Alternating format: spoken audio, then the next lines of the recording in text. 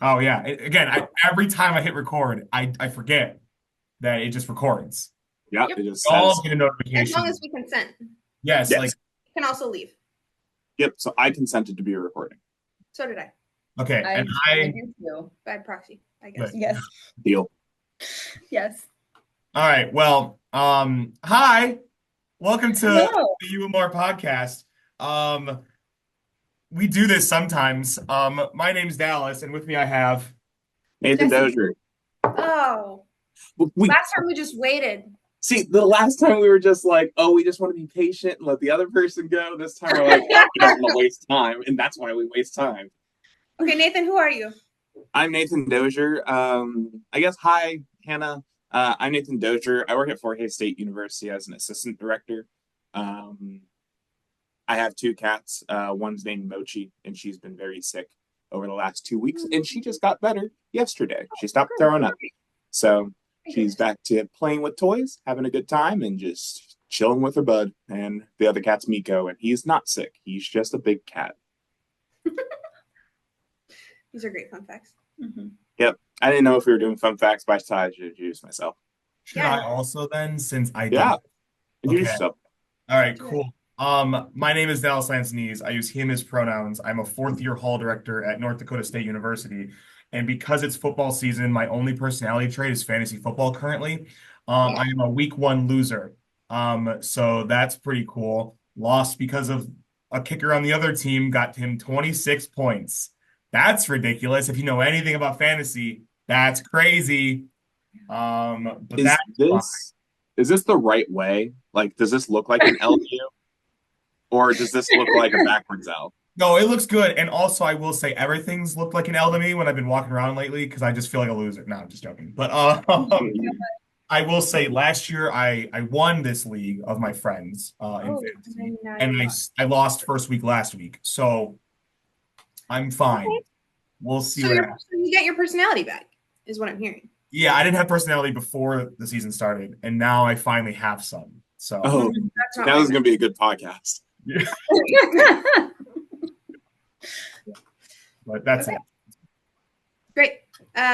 For the listeners, I'm Jessie B. I work at Cornell College. I'm an assistant director of residence life, but I don't have as much power as Nathan. And with me, I have. My name is Hannah Gansel. I use she, her pronouns. I am the coordinator of disability services at Cornell College. We are an institution of about a little over 1,000 students. We are a private nonprofit, which all of that like goes into the way that we exist and function within the world of higher education, and is important for listeners to know. Um, uh, I am the only person on campus who does disability accommodation. So I do all of our housing, meal plan, emotional support animal, and academic accommodations. We do have a part-time testing coordinator, so I have a little bit of support for that, which is great. A lot of institutions don't. Um, uh, I am very passionate about many different things, and am happy to talk about accessibility, happy to talk about housing, happy to talk about universal design, all that good stuff. And I'm going to slow down and enunciate because sometimes I can get a little bit blah, blah, blah, blah. Yeah. Yeah. Told you she was an expert. Me too, though. I Welcome. also, when I speak too fast or get too excited, I no one can understand me, and I love that about myself because I also have trouble sometimes with saying my R's, and so it just so that's cool. I'm So no glad that we're one. on the same page there, and I'm so excited that you're very excited to talk about the things that we're going to talk about in this podcast. That makes sense why you're here, so thank you and welcome. But I wanted to first start with I don't know, some like continuation wrap up from our last podcast topic, which was if the viewers and we remember as recorders, was like opening and logistics, like that kind of stuff. We talked about that. And hey, we've opened all of our campuses and our Look at universities. it. That's pretty cool. Congratulations. Um, how how did it go? How are you feeling? You know, it's like week three for me, I think. I don't know what week y'all are in now for the school year. You're also in week 3. Yeah. So how did things go? How are y'all feeling now? Well, we're in week 4. Because we opened when we did the podcast was actually, I think we were either in the middle of move-in or we were just finishing. I don't remember now. But things are good. We have a weirdly involved class this year. Our freshmen want to do stuff. They want to be in organizations, and they haven't since 2020.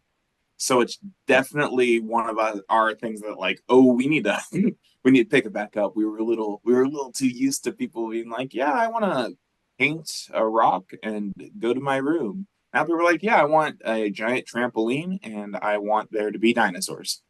Whoa. Well, that's okay. You can kick it into gear. Oh, How we are are. the buses going? Did the mystery buses happen? That's what I Mystery thought. buses ended up being so yeah, we changed it from mystery bus to that big program instead, more of a block party. That block party was way more attended than our mystery buses because our mystery buses could only have 35 people each. We had like 250 people there. Okay. I did not have enough succulents for that. I Sorry about had that. 35 succulents, and probably first 10 minutes, everyone already took a succulent, took a pot, and was painting a pot. Everyone's like, do you have anything else for that? I'm like, I didn't expect you guys to want to. I don't know. I've had so little people go to this before, so it was really fun. And we had lots of other stuff like bingo and things like that that people got to do. So still worked out, but now we're gonna just scale it up next year. Great. Yeah. Love that. How was you guys'? It went really well. Mhm. Like suspiciously well.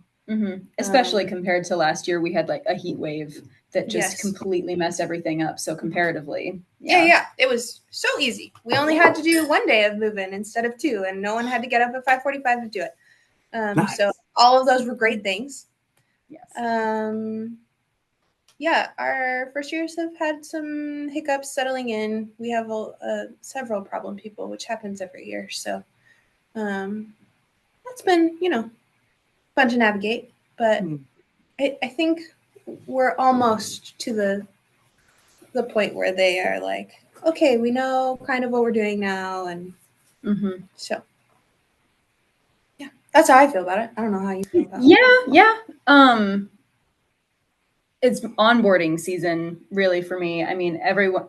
I'm 12-month. I work all year round, and so I'm working on onboarding all of our incoming students during the summer. But I mean, inevitably, that's only about like 40 students who make themselves known to me, and then in actuality, by the time we get to the end of block 1, typically I'll add like 15, 20, 25 more students to either academics or housing accommodations because they were just not thinking about it during the summer, which is acceptable and fine. They're allowed to. But yeah. So it's been busy, but I think again, we're starting to even out now.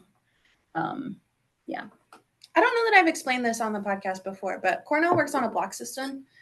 So every student does 1 class at a time for 3.5 weeks. And then it resets after the 4th week. Yeah, you've never explained that ever. What I've do you? never heard that. I'm so sorry. When you said that, over my head already. And it's a tall head to get over. I have no idea what you're talking about. What do you mean? 3.5 weeks for 1 class? For 1 class. Yep. So they do 4 classes every semester ish. And each class happens for 18 days, 18 class days.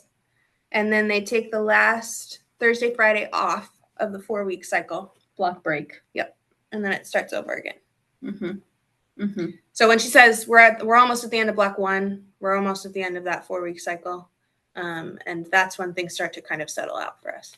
Well, I guess if you put it that way, I guess if you just do your classes the entire semester, you are only taking like, you only really have like that not that many. Oh, okay.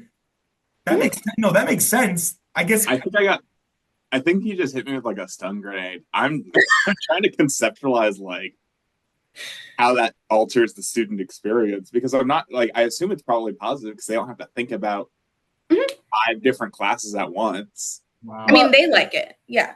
let's talk about it, because truly that it's so many, and it ties really, really well into this concept and idea of universal design for learning, as well as neurodivergence and learning styles, because it's very attractive, especially for folks who have had traditional semester, like in high school, or like they'll go, and like anybody who transfers in, right?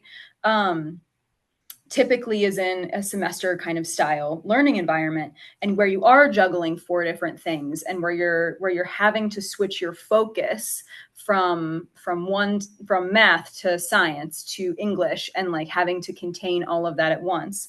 And so for a lot of students who are neurodivergent, and I'm using the term neurodivergent to mean anyone who identifies with like a learning disability, ADHD, autism, BPD, like any kind of anything that affects your focus and your learning, are very attracted to the one course at a time kind of system, because you really can go deep.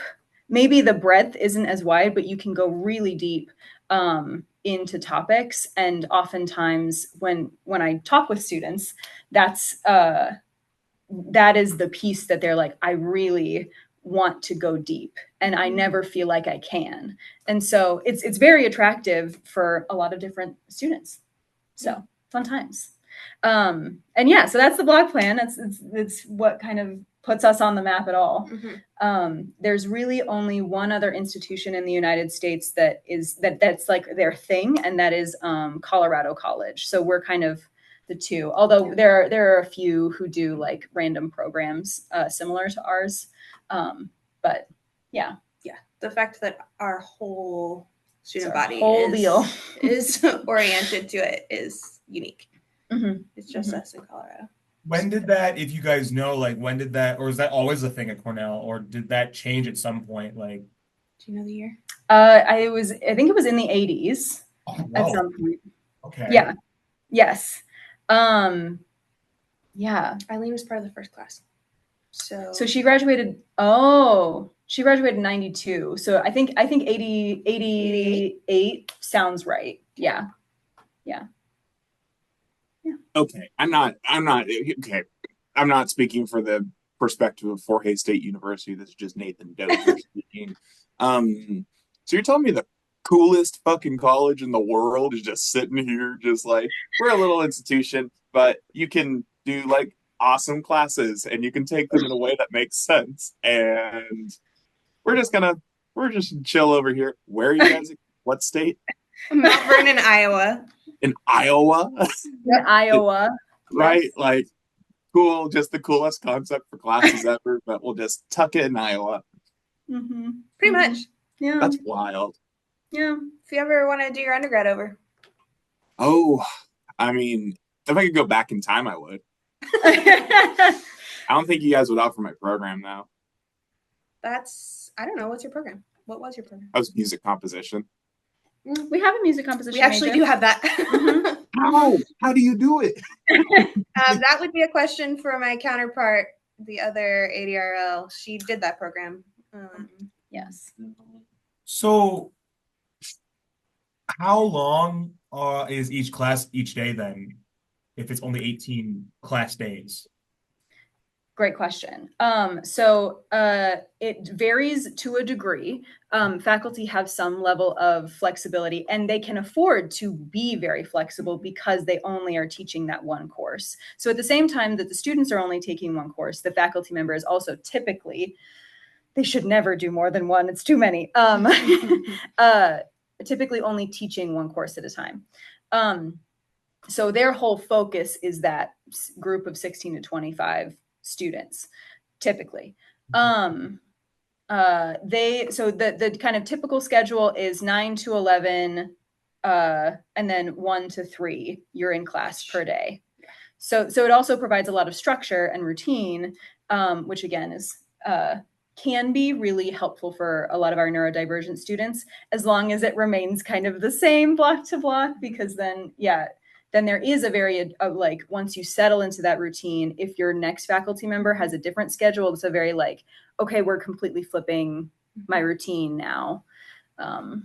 Yeah, there are joys and there are challenges. Yeah, like everything, pros and cons. But I think most of our students adapt pretty well to, like, the same way that you adapt on a semester plan. You learn what you got to do. So over a block break or right before, I often hear students say, okay, yeah, I'm shifting my mindset. Like, we're gearing up for the next one. I know my schedule. I'm just adjusting to what this one's going to be like. But they only have to do that every block, as opposed to, I had my one class 9 to 11, and now, 11:30 to 1, I have something totally different. No, I really like the consistent like time chunk thingies. 'Cause I feel like when you talk to freshmen, whether straight from high school or not, one of the biggest things that I hear at least is like there's all this free time and they don't know what to do with it, and they're just like loafing around, not knowing how to manage that. But like it sounds like with like I don't know, I feel like that would be less of an issue because there's that consistent structure of you're here and you're here. I kind of dig it. Okay, It's kind of cool. I've been reading about the music as you were talking. I just needed to know because the really challenging part about the music program in general, I'm sure for most colleges, is just the fact that you have to do so many ensembles, individual like lesson work and things like that. So I was trying to figure out how lessons work, and I'm assuming that lessons are probably year round. They are. Yeah, and then so then your classes individually would be the block system, which probably would have helped a lot for me when it came to music history, because I can't memorize things for more than like a week unless I have to. And someone's like, oh yeah, when did Bach die? It's like, I don't dude, I'm sorry. There's no music listeners. If Bach is your favorite composer, read a little. I'm sorry, Bach sucks. His music is so lame. It's the lamest. Like, I could make a Bach diss track tomorrow and it'd sound twice as good. That's my thought. Don't take that. Don't let anyone hear that. That was also Nathan speaking for himself, not Fort Hayes. No, Fort Hayes hates Bach. Everyone at Fort Hayes hates Bach. There's a music major when I was a freshman who I told that I hate Bach, and he told me that I can't be a composer if I hate Bach. John Luke, if you're listening, Bach still sucks. I studied it, and I listened to a bunch of Bach, and it still sucks. Oh my gosh. I said it. Hot takes on this podcast. Please don't let anyone know I said that. I feel like I'll get in trouble. This is going to be the one thing that they pull out of this podcast that just gets amplified. To it's just going to be the clip. Well, yeah. When Jesse makes the advertisement, just put this little segment as like the thing. When you make them, perfect. I do. I post those. That's true. I guess you do. I can't really. It's going on Instagram. It's going to be shared everywhere. I have no control over what you do. It's your choice. If you utilize that clip, I will take it with grace. Wow, you're so kind. Oh, thank you. You also do the editing, so if you just cut it out and don't give it to me the raw audio, there's nothing I can do. Problem is Dallas is going to put the raw audio and then I'll forget he did for like a week and then you'll snag it then. So what can you do? Back to I think I have another question on like the block system. How much, I don't know how to word this question, so I'm just going to say it and feel free to run with it. Because it's in my brain, like, how often do you hear, I guess, like, from like data wise of like like students at Cornell saying that they came to Cornell specifically because of like the structure of how classes are? Like, how often is that a thing that comes up? Like almost always. All of them. Yeah.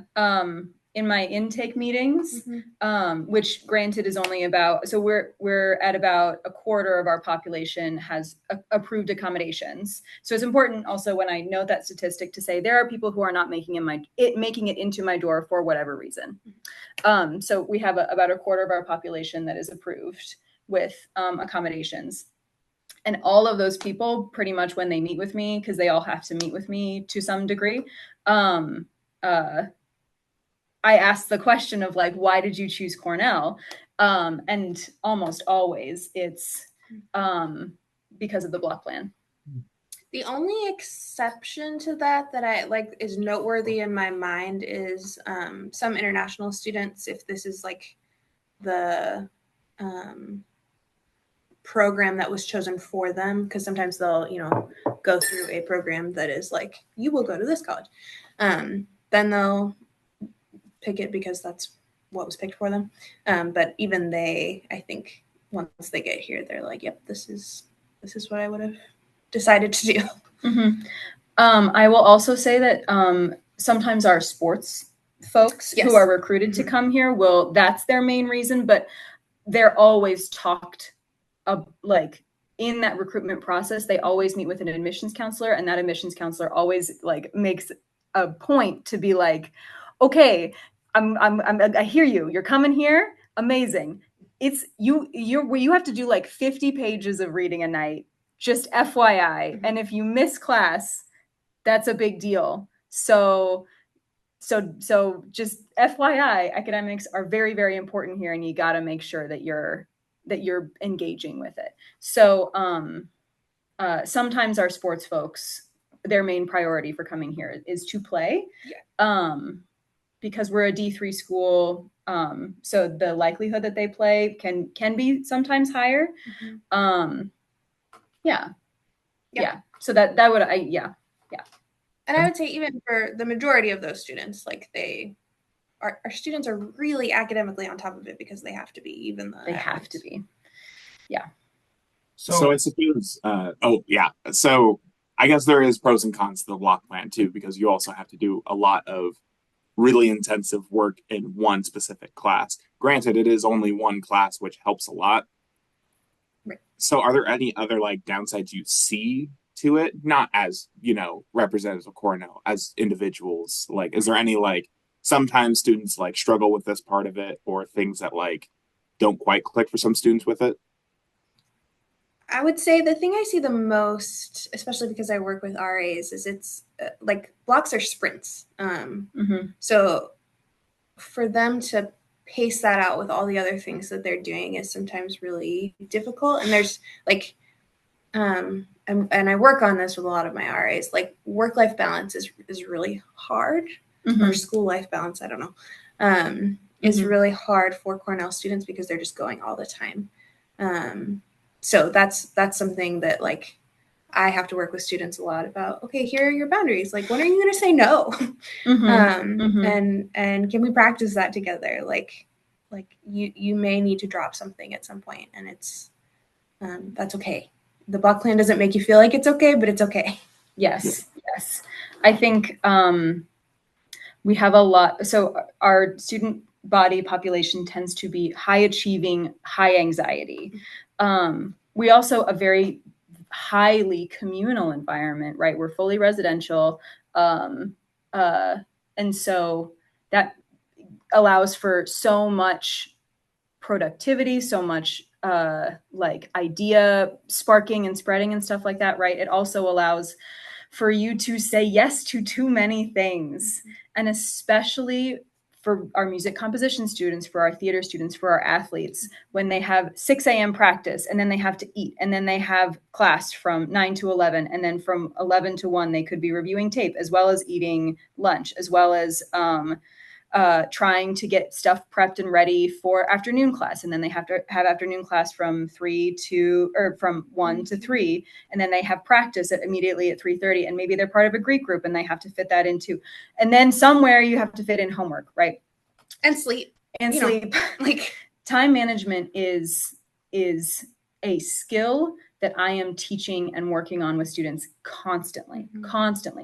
And saying no is an important part of that. So yes, it's like highly structured days. And for people who it works super well for. And then for people who like have a hard time saying no, or who need a lot of like time to to like intake information, like learning languages at the introductory level is really challenging, because you're literally trying to like get your brain to input like hundreds of vocabulary words, right? Over the span of 18 days. It's that those, yes, they're like, it is challenging. Yeah, I would say that time management piece is really what makes or breaks it for a Yeah. lot of our students. Like if you can't Yeah. figure that out, then this probably isn't the place that you will thrive the most. How often do you guys work with transfer students who come from a different class structure than they're there after they've had like 2 years maybe somewhere else, and they're like, whoa, big change? Honestly, I feel like my transfer students are less, because they're a little bit older. Because brain development, right? Time management, the part of the brain that governs time management is the last to form. Typically, when my transfer students who are a little bit older typically tend to do a little bit better because they've had a couple of years under their belt. They're not completely trying to figure out how to be an adult at the same time as trying to be a first year student. So yeah, typically they're a little bit actually more hooked in. And they also, like, at that point, they've probably been on the semester plan. They've figured out that maybe this is going to be a better fit for them anyway. So they're committed to the process in a different way than I would say our first years are. Agreed. Yeah. Well, that's awesome. I'm going to say something really quickly. I had an idea that is maybe not a good idea because it's very expensive. There is no one currently who goes to each school and takes a semester at each school to then compare and contrast schools. But I feel like if I could get the funding, I'd do it. That'd be sweet, actually. It'd be really because I feel like that's probably actually some useful info. Just someone who goes to each school and can compare them. That's you could market that on YouTube and I think I'm gonna get a Patreon real quick. Yeah, go for it. Have fun. Yeah, I'm right. Like $10 a month. That helped. Well, typically I feel like I'm pretty good with segueing to other things, but I'm not, because again, like it wasn't apparent, Hannah, there's reasons why we were like, hey, wouldn't it be great for you to come? Because there's all these topics that we want to talk about that I'm very ignorant on, most of them. And I don't know if any other people feel the same way. I know I did share some of my general thoughts on general things. But I don't really know where else people want to go next with topics, and I can assist kind of that way. But I know, again, like generally just like we want to talk through like accessibility, inclusive housing, LLCs, things like that. Nathan has thoughts, and we can hop into that. Yeah, so since we've been talking a lot about the block system and how that kind of helps out with students, I kind of want to segue into talking a little bit about how that works with universal design. Like, is that a specific intentional decision that was made to overall just help all students? Or how does that work? And then are there any other ways that your school implements universal design? So I think when the decision was made to switch to the block plan, it was more of a marketing decision, right? Of like, we need to stand out in the market because Iowa is saturated with small private liberal arts universities for students coming straight out of high school, right? And so we needed something to stand out. And so I think that's why the decision was made. This is Hannah talking, not as a representative as Cornell necessarily. But I do think it was a smart move on the part of the folks who made that decision, because it does allow us to stand out in a lot of ways. I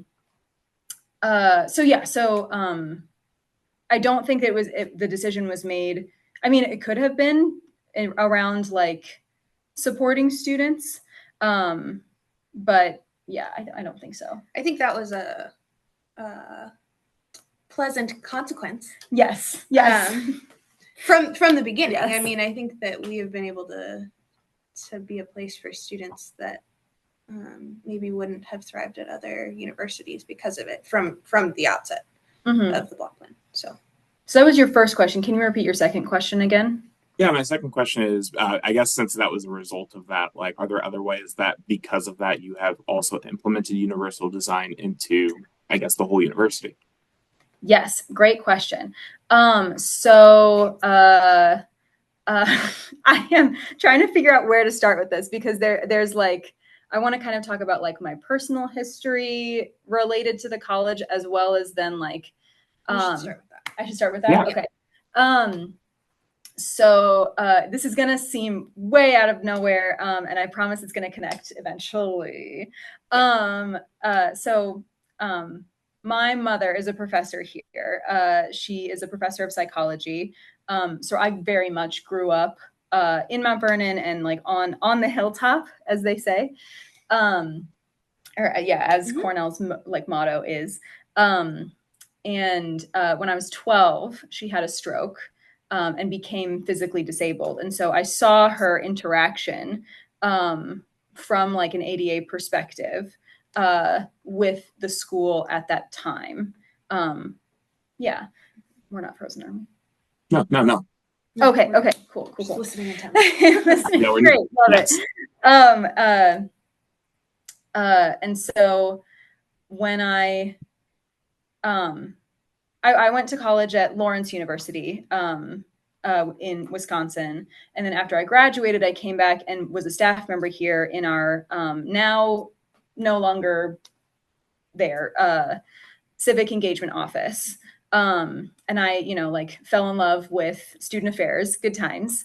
And then when I went to get my master's degree in student affairs administration, I really wanted to, I made the decision early on at that point in time to specialize in disability services because of my personal history. And also because I went to like an ACPA conference and went to a disability and so I'm going to share this social versus medical model of disability with you because, in my opinion, I learned about it way too late, right? And so any platform that I have to kind of talk about this, I use it to kind of talk through this reality.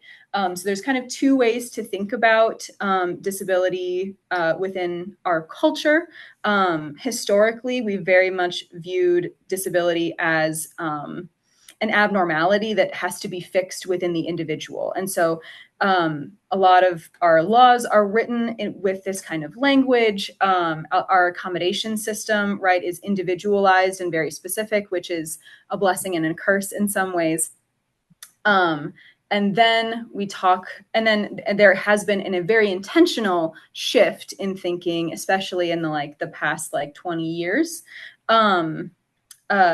Right around, I think, about the time that the ADA was, the Americans with Disabilities Act was updated. I think that was 2008. That sounds right, based on the presentations I've heard you give. Yeah. A very intentional kind of cultural shift toward thinking about disability as from the social model, which is that environments are disabling and all effort should be made. The responsibility to make spaces accessible should be on the designers and the environments themselves. And so that's where we get to this universal design, both in architecture. So it originated in architecture and then has been adapted to universal design for learning and all that jazz. So yes. On our campus. So I got my master's degree in student affairs administration from University of Wisconsin-La Crosse. What up?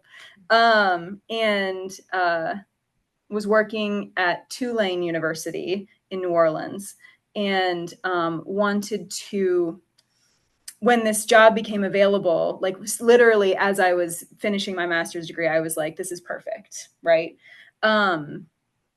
I know this community. I know this campus. I know that I will never have to fight with a faculty member on giving extra time, like those kind of fundamental things like that. also, yeah, these faculty members, a lot of them have watched me grow up. And so I have a lot of pull with being able to be like, hey, how's your family? How you doing? Also, I heard something, can we talk about that? Right? Like I have an in, which I think is so vital for like small colleges like ours. And so I've been here for 2 years. I'm starting my 3rd year. All of that backstory to say, in terms of how universal design has been implemented previously, I can't really speak to that too much because we have largely been operating. I don't want to like say this is to no one's detriment, right? This is literally how our society is set up. This is how our laws are set up. Like, yeah. But we have been largely reactive to concerns about accessibility. So, yeah, the process for folks who don't know, to request an accommodation, you have to notify the institution, provide documentation. The university evaluates that documentation, and basically that documentation has to answer what is the diagnosis and the functional limitations. How do those functional limitations affect certain activities, like being able to access your classroom, right? Things like that. And then, how does the requested accommodation address the specific barrier to access? So all of those pieces have to be there in order for us to implement accommodations legally. So that's obviously like, right, that's the medical model, right? Like it is very reactive. It's very like, okay, we know that our space and our design is flawed, and therefore you as an individual, we are going to give you accommodations so that you have access. Since I have been here, I have amongst trying to balance, because there's a lot of tension, right, within my role of recognizing like, in an ideal world, my position would not exist, certainly in the way that it does. In an ideal world, like I would be like identity, like culture, like disability cultural center, identity development, very like, right, like in that way. And a lot of campuses across the nation have definitely started to like pull in that direction.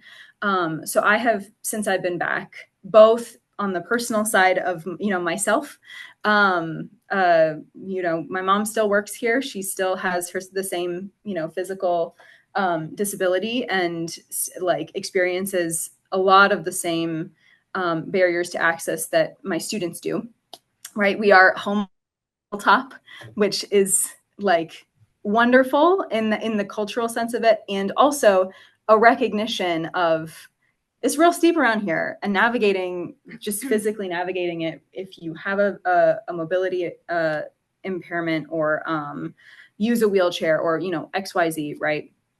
Especially in the wintertime, options become very limited. And the way that we address those structural barriers to access is to pour money into it. So much money. So we have our 10-year plan, right? And I am in there. I'm trying to get in there and involved. And I am also only one person. And so I've made a very intentional effort to try to train faculty on universal design. I've made a very intentional effort to get myself into spaces where I feel accessibility should be like incorporated as part of the design. But to answer your question, I cannot really speak to what we were doing before.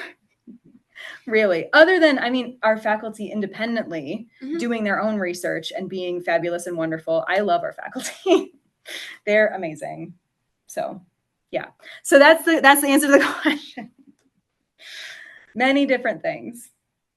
No, that's amazing. No, that sounds honestly, like, I know it's been over the span of 32 years, it sounds. But that's a lot of hard work by people who care about something that Mhm. I just feel Yes. like it's not in the forefront for a lot of universities. So, no, that's very cool. Thank you. Yeah. Good times. A thought that came to my brain is just like, well, how do I want to word it? Like, because I'm thinking a lot of like physical accessibility, and I'm thinking Mhm. like imagining like just like the entrance to like my buildings currently where I work. Um, uh, there's like the ADA doors and stuff like that. Love that. They work sometimes. When they don't, I call it in. But like the cement outside is just like off a little bit, and Mhm. like like I'm and this is very low level, but I'm thinking like it was really hard for us to even use our move-in carts during move-in to like Right. push them up that little ledge. And so I imagine Mhm. like how hard could it be for someone who has to like maneuver that way on a daily basis. And so my question kind of comes from the whole like how hard, I guess, like would you guys see or feel trying to like make like the actual like renovations to a campus? How hard would that be for a campus to actually like move into a, I don't know, a more universally designed campus? Just think about the physical design of things, not the other, you know. Mhm. And that's my question, if it was a question. I mean, it depends on who is, I mean, straight up, who's controlling the money Mhm. and what are their priorities.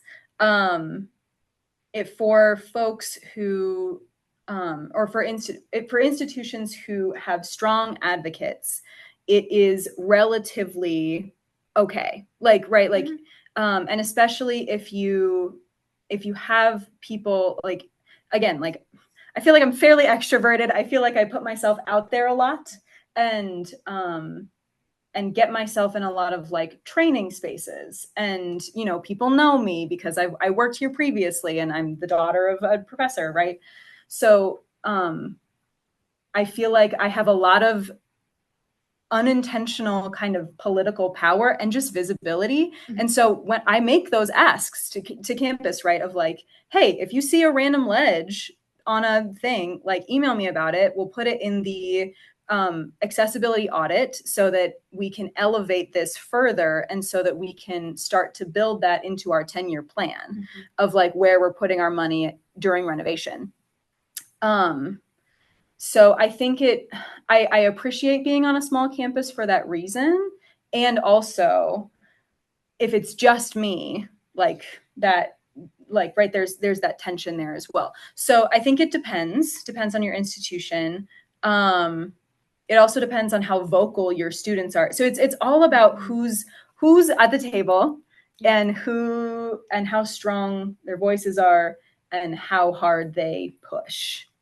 And I think it's crucial, and I don't know because I've only been at Cornell. I don't know how other institutions are doing at this, but like Hannah just sees these things partly because it's part of her personal story. So like Yes. when I came and interviewed here, she happened to be the one giving me the campus tour. And Mhm. multiple times throughout the tour, she was like, "Ooh, got to take note of that because we got to put it on the audit." Um, but if you don't have that, even like you could have a disability coordinator that doesn't have those eyes and isn't seeing those things. So I think not to speak for you, but your goal is to give more people that kind of Yes, the those lens. those glasses Yes. to see those things and to do something about it. So yeah, so I would encourage you to literally like shoot an email to your disability services office and be like, "Hey, I saw this," just to put it on your radar. Is this something that you're already working on? Slash, like, how can I give more people these glasses to wear, or these lenses to through which to view campus? Yeah, uh, yeah, because we can't do it by ourselves. Yeah. Yeah. Yeah. No, no, no. Yeah, that make yeah. I thought He's that Doja. popped up. Now I'm getting large. I'll bring it back down a little bit real quick. But so not to like bring a damper on things, but yes, the profession is dying overall. Okay, I'll start there and I'll bring it back to where I want to bring it back. Okay, but because like I view as I view my perspective of like what you just said and like how I view things is very like you just gotta get the right people in the right positions kind of thing. And I feel like sometimes the way we move forward is moving away from potentially people Mhm. who've been in positions for long standing times because they have this set mindset of things, and it's hard for them to then change and develop Mhm. and look towards the future and adjust correctly for what we need moving forward. Um, and so Mhm. what I have been noticing and been feeling is yes, I can definitely tell that from when I was an undergrad student getting into this world, it seems like there are less people interested in this type of world and the work that we do.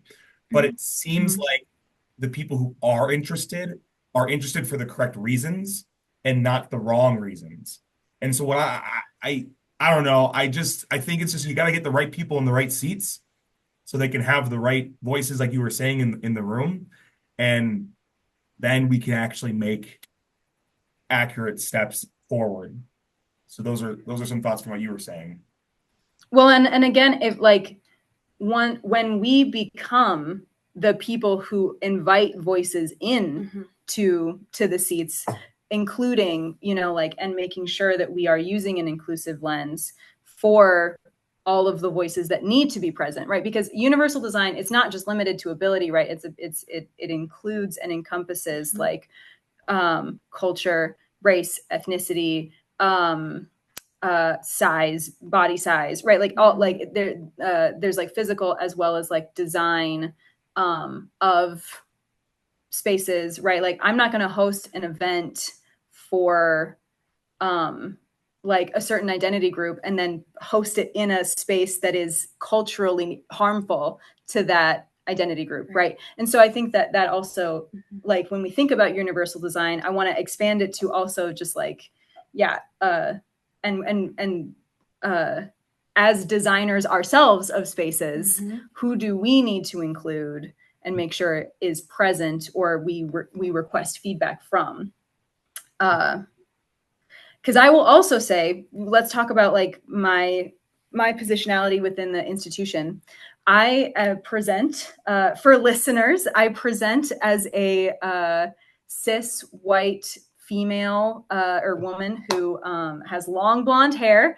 I oftentimes I could be a Karen, and people don't know, right? Like especially my people of color. Like they don't know, right? And so it's putting myself in spaces where I can build intentional trust.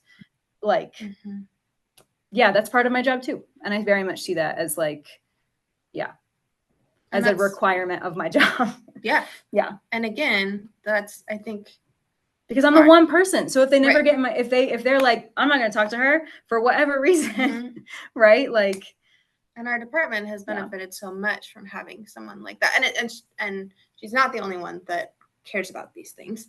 But I do think having your voice has been really helpful, and that all of us are reminded again and again to think, what people do we need to make sure that we are safe for? What people are, unintentionally usually excluded from how we do things, and how can we take down those barriers as much as possible.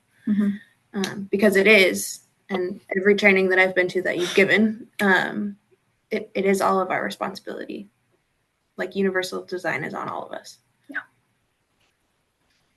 I just want to make two quick notes. First of all, as a person of color, as a resident person of color of this podcast, I did not think you were a Karen. Second, I will say, secondly, though, I have said for years that I am a 3X guy in a 1X world, and I appreciate you saying something about size because I'm 6'5". You do not know how many times I run into a situation where I just can't fit because I'm too tall and I'm a big guy. I've always had a large frame, and it's just like people are like, Well, when are we going to have someone who's the size of a football player in that desk? Right now, me, I'm Yeah. that. I understand that I'm the size of a football player, but I'm not a football player. That's life. But when I first got into this office, even like I sat in the chair, I'm like, I don't fit in this chair. So Yeah. I switched chairs with someone because they had a chair that was way too big for them. I had a chair that was way too small. It worked out. But it's just Mhm. that is one thing that like I think once I realized that that happens for me, that's when it Mhm. started to click like, ah shoot. Yeah. It's just that everyone has their own lived experience and it just alters. It's like, Mhm. man, that one time I bit it because I tripped over that curb. Now I hate curbs. And now we need to fix curbs because curbs suck. Curbs suck, by the way. I'm sorry. Mhm. Curbs suck. Mhm. It's like Mhm. we just Agreed. we just need a better solution than this little bump that everyone can trip over. Mhm. Mhm. Mhm. Agreed. Which is why, recently, Mount Vernon made an intentional effort to finally put in. I don't know if it was Mount Vernon or if I'm thinking of Cedar Rapids, which is a nearby city. Um, putting in rumble strips, like they waited, right? Like, yeah, putting in rumble strips at the edges of curbs because curbs suck. And Yes. they suck for so many people, not just people with disabilities, right? People who are pushing a stroller, people who are like, yeah, like catering an event, people like all it's for everyone. And so I will also say, follow the money. Additional like an additional plug for that because like on our campus, generally the people who have the most power and voice to spend money, um, they're the ones who can like if I partner with them, then we can together build something that's accessible. And so I know that happened at one point in time that like a person in a wheelchair came to campus and was like, I can't access your event. Like this is supposed to be for everybody, but I can't access it. Admissions saw that and was like, we need something here, and then they did it. So It's unfortunate that that's how things have to happen sometimes. I'm hopeful that eventually, like, we will get to a point where, like, you don't have to advocate for most things because we've already advocated for those things and we've built things into our society and systems that work then. But yeah, mhm. it's totally true that, like, if you want to see change happen, like, I think we talked about on a previous podcast, you got to hit them in the wallet. Like, if you want things to actually happen, hit it in the wallet because things will happen. And if the bottom dollar is lower because of anything, things will change. And Mhm. that's money makes the world go around, they say, don't they? So I know capitalism ruins everything. It's my mantra. That really is. We hear it almost every day at lunch. So true. don't put me on a soapbox of money. I've already done that. That's in a previous one I went on a soapbox. At the conference that we are at the summer meeting for our conference, I was sitting next to a discussion group that Dallas was in, and they were asking like 3 questions. It was like something that you want to learn more about, something that you're excited about, something that you're dreading, or something like that for the next season. And all 3 of his answers were finances. Oh. It worked so well for whatever specifically the question was. Yeah, I know. It was great. I don't remember exactly what the questions were, but I think my exact answer, because it was around the time of my pay increase and stuff for my salary. So I think I was saying my paycheck. I kept saying my paycheck. And so and it just made sense. Um, but yeah, so I think we should start transitioning a little bit. It has been a good chunk of time that we've been chatting, and I love chatting. Oh, But is I guess before I get into loosely wrapping up things on our end, is there anything else, just broad topic wise, that people would like to bring up, start talking about, whatever it may be, when it comes to anything kind of that we discussed either already or had plans of potentially discussing? on topic now. On topic, no. Off topic? Um, Black Myth Wukong is a great game. Anyway. Thank you for your contribution. Good, very good. I did have a little like activity I wanted to do at the end, like I always do it on these podcasts. Yeah. As I've been trying to prep it, it's just been kind of it's been shitty. I've been trying. I want. I'm gonna just be straight up. I wanted to do like a this or that, keep one, leave one kind of thing, and I Mhm. try to bring up topics in like our world because that's what we should do, and then maybe some fun ones. And I can still do it. I only have like 8 things, and it's not that good, but we could still hop in. Maybe if other people have other things that they wanted to throw in. Then we could do Mhm. that as well. Yeah, great. Mhm. But cool, love that. Because like Man, I was laying in my bed last night stressing, like, oh, I gotta think of these things, and I'm like, oh, I don't know. No. No. But so the idea of this little segment is I'm gonna give you two topics, ideas, whatever it may be. And you have to choose one, and whatever you choose, the other one leaves existence in your reality. Okay. Okay. So I can start with a like fun one to get to get you guys like make it make sense. Wet the waters. So like if I were to say like Caribou and Starbucks, you have to keep one and then one just is gone forever. Which one would you choose? And why maybe? I'm keeping Caribou. I don't.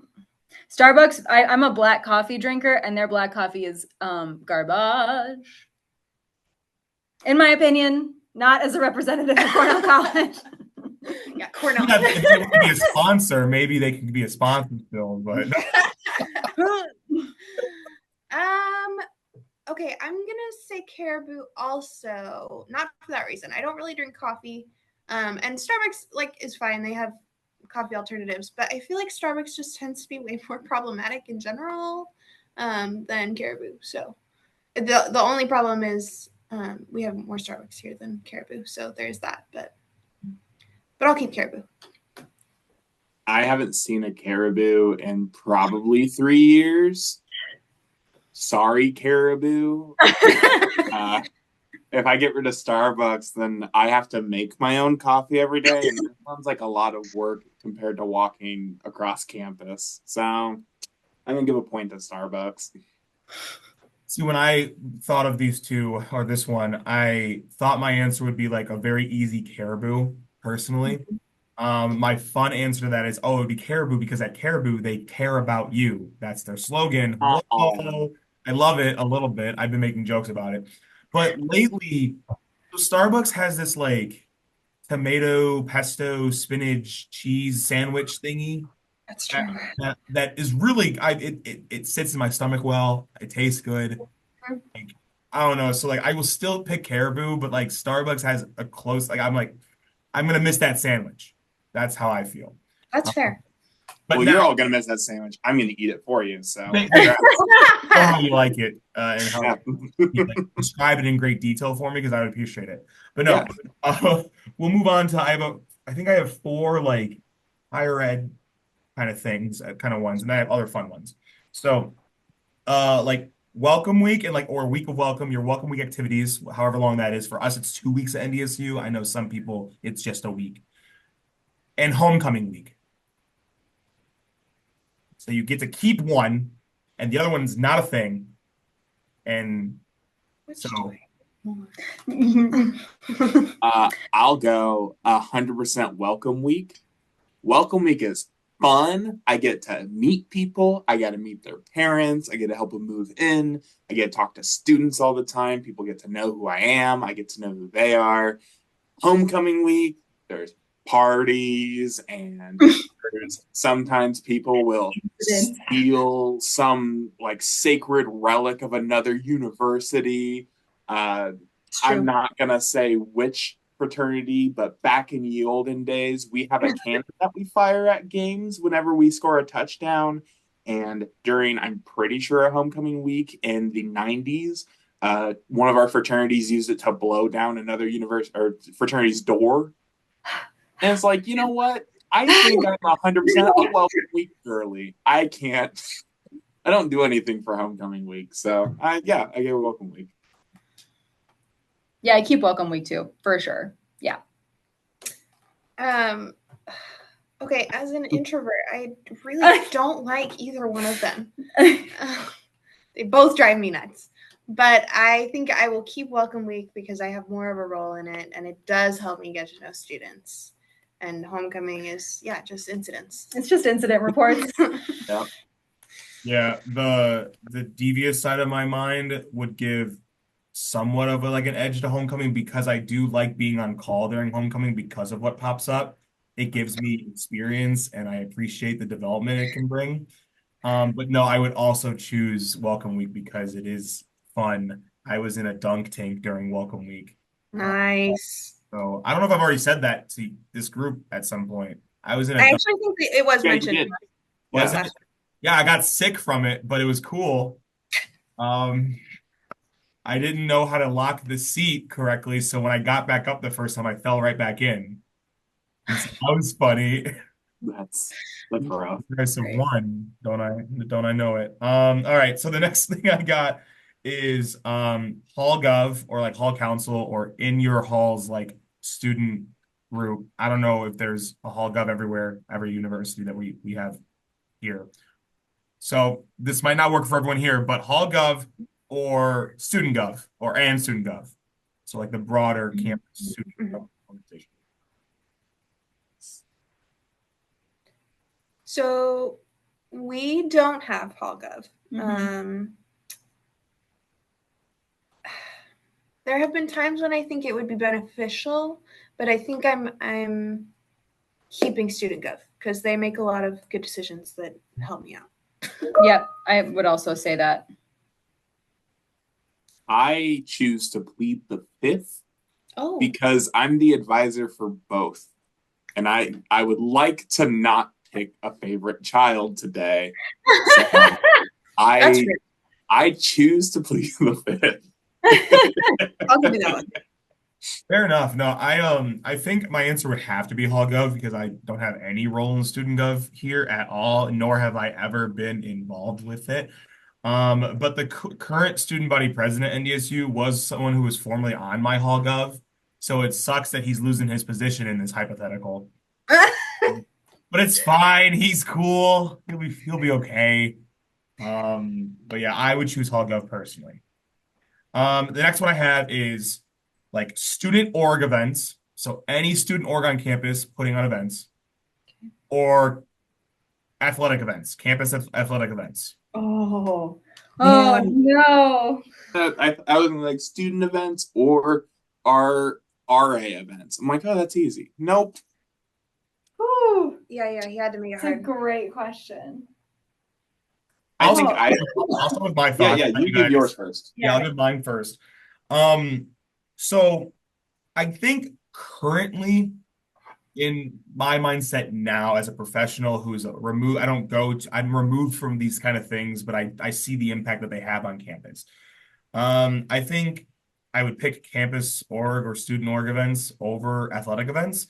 I think there's more, I think you can get the same amount of engagement, but there's more education that comes with those. And I think that's more beneficial for the student population and just development. As an undergrad, I loved going to like football games and like volleyball games and basketball games and cheering until I didn't have a voice. So like I could get on like the student side, how if you asked me 6 years ago, I probably would have said athletic events. But and I understand they bring in money and that's a thing too if we want to get back to that side of the thing. I'm not thinking of that right now.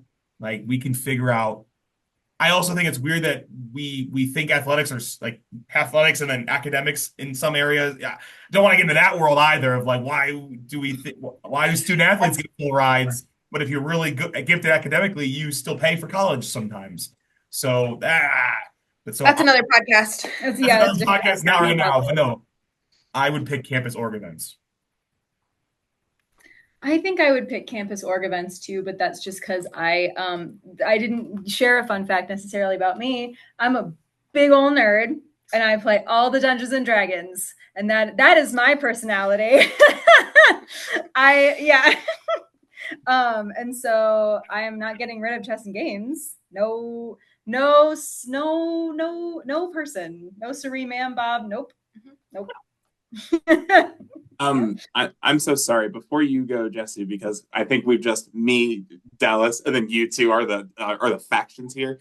Um, can we please start a D&D campaign called Halls and Hooligans?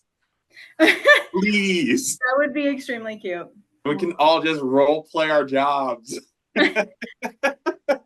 Jesse just got a knock on her office door. Okay, we'll time out. We'll do a hard cut here. Sorry, guys. Okay. You're good. I tried to get Jess. So we did a one shot murder mystery meets DM or meets Dungeons and Dragons event. Oh, we have one. We're brewing. Great. Okay, great. We're going to do a Regency one anyway. I want you to know that you have just said the most compelling thing for me to look at jobs at your university. Great. If I know that there's a campus population of professionals who I can hang out with, that's all I need, honestly, to want to go to school. You're telling me you weren't attracted to the university when they talked about the block plan for classes? That's what got me interested. No, I was already there. Like, oh, what jobs are going on? And then you're like, yeah, and we play D&D. Yeah. So many of us about that when we're done, but it's true. It's hell yeah. Cornell attracts a particular kind of person most of the time. There is a thing of Cornell weird, and I do think that applies to the staff as well. Yeah, absolutely. Absolutely. Hell yeah. All right. The next one I have is wait, Jesse didn't answer. Oh, I didn't answer. Yeah, I swear everyone answered already. Nope. Definitely not. Screw it. Next, yeah, you guys got it? Yeah, go. Yeah. Jesse. I was gonna say student gov. Campus group events, because I just think there's more variety. I'm doing different things at different ones. There's better food. Yeah, so this is purely selfish, honestly. Yeah. My answer is athletic events. I am also a big old nerd, and I don't go to athletic events at all. But I feel like out of the two, it's most likely that if we got rid of student organization organized events, that students would still find ways to organize events, and that would still be a lively part of campus, that it would be its own right, while I don't think athletics could thrive if we just upended them. That was very a compelling case. Mm-hmm. Yes, indeed. It wasn't meant for you to think logically. I'm sorry. I am trying to min-max so I get the right answer. No, great. Now I can give the next one, because my apologies for trying to go too fast with it. It's okay. I have in-person class and Zoom class. Oh. I'll go in person. I hated Zoom classes so much. They were awful for me. I did the best I've ever done on my academics, and my mental was the exact opposite. It was like, now I have to study because I just don't understand. Like, it's not because I want to study and be better. I just need to know. And before, I didn't understand, but I was at least in person. So I'm like, I could probably piece it together. Mm-hmm. So in person. Yeah, I'm going in person also. I was still an undergrad when COVID happened, and I remember nothing that I learned from those classes. Good point. Mm-hmm. I will also keep in-person classes. I appreciate the hands-on, engagement of, and I, as an extrovert, we love talking about ideas and discussions and all the good things. So, yeah, good times. If I'm trying to take the Nathan approach and think of this logically, I think Zoom classes, you can reach a broader audience of people. And so, I'm still going to pick the in-person classes. Yes, I also do think most people learn better in that way than over this kind of format. But if you're trying to be as accessible to just as many people as possible, I think Zoom classes have their benefits. So now I have some fun ones. Walmart and Target. I'm keeping Target, I think, Wrong answer. personally. Yeah. Oh gosh, that one is hard. My first instinct was definitely Target. But I think Walmart helps me out more as a student affairs person, so I'm going Walmart. I'm going Walmart because Target cuts off at 2x. Oh. Yep. Oh, I have to flop. I have to switch. That is so rude. Oh my God. Nope. Okay, I'm choosing Walmart. Great.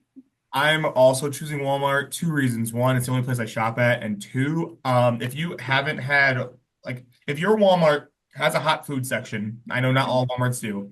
If you haven't gotten their chicken strips, they're my favorite chicken strips in the world, and I bet you they're just frozen that they dump somewhere in some fryer. But don't care, love them. I could eat them for every meal of every day until I passed, and I'd be happy.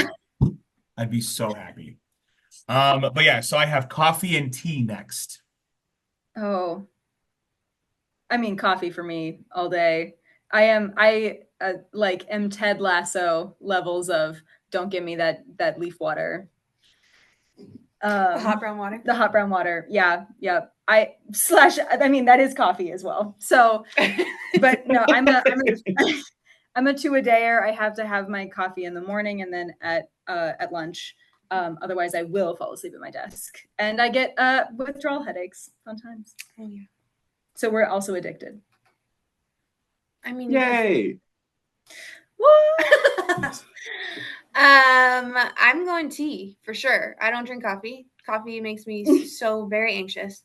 But it is to the point where I drink enough black tea that I also get withdrawal headaches. Oh.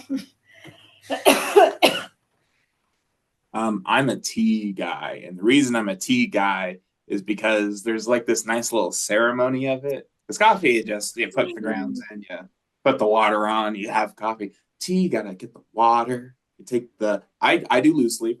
That's still on my finger. I do loose leaf, and I like get it all put together. I have these bags that you gotta put loose leaf in. You put it in, and you have this like 5 minutes of just serenity before you can enjoy the first thing that you consume for the day. I'm here for it. And then there's traditional tea ceremonies that are even more in depth, and I love them. You're That's so me. cool. I'm not cool. I have a teapot back there, though. Oh my gosh. Wow. Yeah. Wow. No, that's awesome. I've been trying to get into tea. I tried to make that like the only personality trait I had in the winter back last winter, where I would come in my office in the morning and like make a hot, nice thing of tea. I didn't realize that there's different like steeping times for different teas. Yes. Who knew? Not me. That's why all my tea tasted bad because I was just like la la la la la. Have no idea what I'm doing. Because in my office, in like the bottom drawer, there was just like a kettle or whatever for some reason. And so I said, it looks like the last person in this office was a tea drinker. Might as well just keep the tradition up. And so I have like my spoon and my mug. I bought honey that I was gonna put in my tea. Don't give me that face, Jesse. That's rude of you. This is so impressive. No. I'm impressed. That was an earnest. I'm listening. Okay. I thought that was you were judging me like honey in your tea. No. I put honey in all my tea. I'm sorry. But no, I found out when I started consuming honey, I don't know if I like honey. Oh. And so I don't know. So coffee's my answer, but I tried tea and I'm gonna try it again. Where did it go? I have tea bags literally on my desk. Where did I put them? I had huh? I was gonna I used to what I would do, I'd have like my tea for the day. And then before I left for the next, like before I left the office to come back then the next day, I would like put the tea that I wanted for the next day like on my keyboard or whatever. So I would come in the next day and be like, "Oh, this is welcome to the morning. This is what I'm drinking today." And I would start up my tea. I don't know. I tried it for like a month. It didn't really stick. I have 100 lemon honey sticks. I have 100 orange blossom honey sticks. There's different types of honey. Yeah, they flavor them. There's so many different types of honey. Another fun fact about honey, I'm just jumping in, is that if you eat a lot of it in the regional area where you're like the bees are and where you're living, it can actually reduce seasonal allergies in that area. Yes, that does make sense. Yeah. Uh-huh. Yeah. So how much honey do you have to have for that to like take effect? Listen, I don't know. Don't ask me to say my sources. I don't. Give me an estimate. I just need to know how many jars. How many jars can I down before spring? And probably if you eat it every day, it will help. Yes. Deal. Yeah. Well, I'll eat honey to reduce my allergies, and I'll start consuming carrots so I don't have to wear glasses. Mm-hmm. And then also turn orange. I think you can turn orange from carrots. You can. I've seen it. Also, real quick, I want you to know, I didn't wear glasses when I was a child, and the reason that I wear glasses is because there was a piece of Pokemon media where there was a character who stared at the sun to tell the future, and I was like, oh, sick. So for like one day of recess, I stared at the sun, and my vision was blurry. I kind of like that. I love origin stories. Yeah. Oh that my is gosh. An origin story for sure. Yes. Speaking of that though. Oh, do you have something to go off of it? Because I was gonna say my next topic it goes off of what he just said. I want your topics. I just want to let you know I have a student coming in 6 minutes. Hell yeah. I also have a student coming in 6 minutes. I have one more and then we can wrap, and that's okay, great. Perfect. So my last one was just gonna be day and night. So day or night.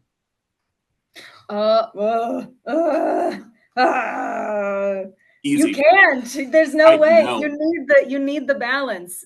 I'm not trying to be out of balance. Huh? I don't need that. I don't need that. Night.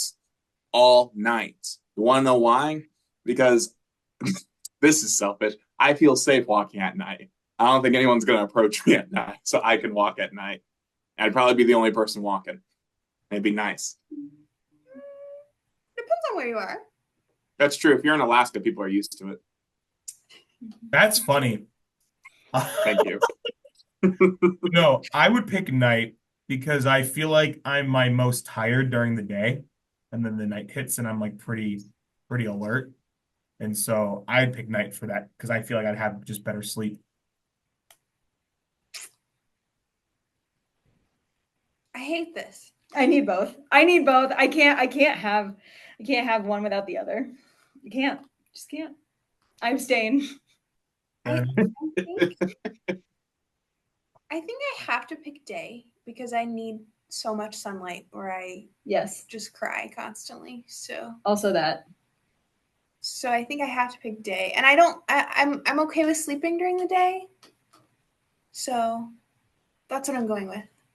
Heck yeah. But I do love nighttime walks. I love the coziness of night. I love the openness of the day and then the coziness of the night, which is why I can't choose. So a tradition that we have to wrap up these podcasts is typically I try to say a one-sentence summary of what we talked about during the podcast at the end, because if you didn't know, the podcast title is In Summary, the UMR podcast. But since Hannah, you are our guest, I think it'd be a fun little, if you want to give us our in summary sentence review to kind of bring us home. Sure. So in summary, let's try not to ramble. So in summary, accessibility is an important part of all of our jobs, and we should strive to create our spaces to be as accessible as possible to as many people as possible. And hopefully we do that work joyfully. And that's been the UMR In Summary podcast. Thank you all for listening, and we'll catch you next time.